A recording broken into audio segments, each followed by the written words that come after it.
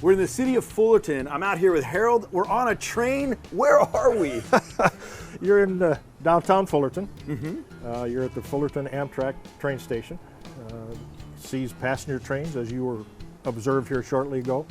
You're in the Fullerton Train Museum that was formed early this year, and it's part of the Southern California Railway Plaza Association.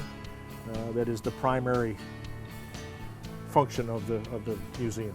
You know, when I was going to Cal State Fullerton many years ago, this didn't exist. So No. This is pretty new. We've been here since we've been in the compound since 2008. Is when these two cabooses that we're standing on and across from were brought into the compound so that we could do our interior work and our exterior work. The other cars were brought in. The two passenger cars were brought in March of 2015, and the caboose came in November of 2014. Wow. This is actually a museum that people can tour. Yes, yeah, at we're this open. point. We're open the first and third Saturdays of Okay. every month from 9 to noon. So when people come out here to tour, what are they going to be able to see? They'll see the two passenger cars of 1949 vintage.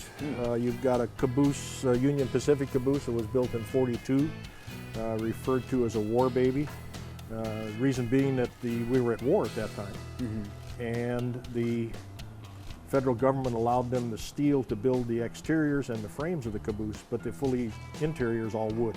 If somebody wants to donate some of their time or come out and assist, I mean, do you look forward to that? Or? Oh yeah, oh absolutely. That's we look for new members. We'll show you what to do. You know, if you can paint, we got places to paint. We've got wallpaper to remove. We've got windows to replace.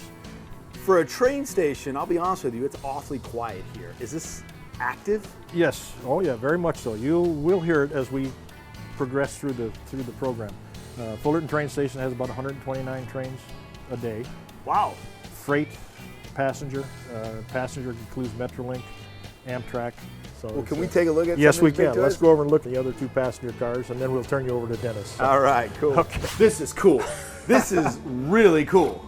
We're in a kitchen. Look at the size of that whisk. Holy mackerel. Yes. So if I wanted to cook us up something, is that possible? If you want to start the fire in the stove, If I the wood is in the cabinet behind the cameramen. behind the camera, okay. The only option that you have to do is that you have to clean up after yourself. You know And what? that's- I'm out. And that's I'm out. putting the fire out and cleaning the fire out and cleaning all the pots and pans and the whisk. I'm out. Okay. Besides, you See, don't want me to cook anything anyway, so. all of the people that say, gee, you ought to use the kitchen, none of them, including yourself, has offered to clean the kitchen. And so consequently, it's for show only. It's for sure. It is a fully operational kitchen. They have your charcoal grill or wood grills for steaks. You know, we've got service settings and things. Yeah, so the tank above us is what held water for the cooks and stuff. There's two holding tanks underneath the okay. train. It used to get pumped up there. So this is a water. That's a water tank. And to heat their water, they did not have a water heater.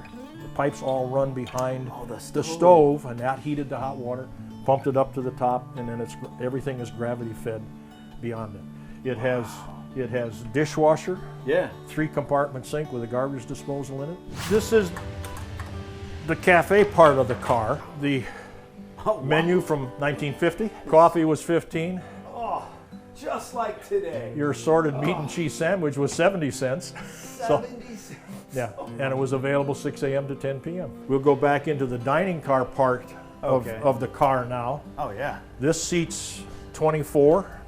Look at this. This is cool. Is it like the lounge area? This is the lounge part of the car. This car basically was for the coach passengers because of the you saw the menu. Yeah. And the coach passengers couldn't afford the to hang high-priced out the dining way. car, so to speak.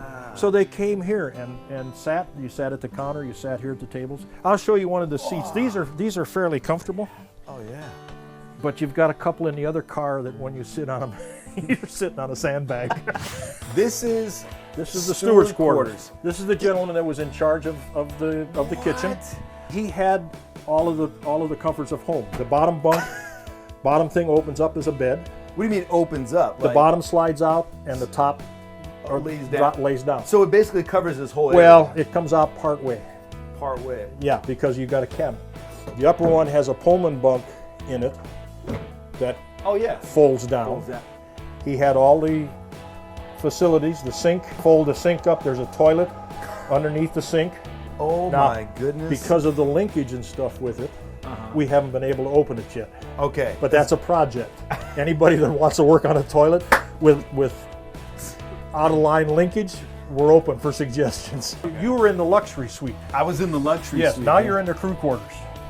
If you've been in the military, you understand this, because I slept like that on stacked bunks. 6 people. 6 people. Sleeping And in an area where I can't quite touch both walls. and here's a closet for 3. A closet. And I'm sure the rookie on the crew got the top bunk. You know, the others were selective. Wow. Where's the? They had to use the commode down at the end of the hall. Okay. That sink, that sink folds up. I mean, it folds up so that you don't have the sink in the way. Oh, yeah, okay. You can fold it up. That's not a problem. Okay. And it's out of the way. I gotcha. This was the bar area, and then obviously you've got the lounge part of this car. This a little fancier. It's bigger.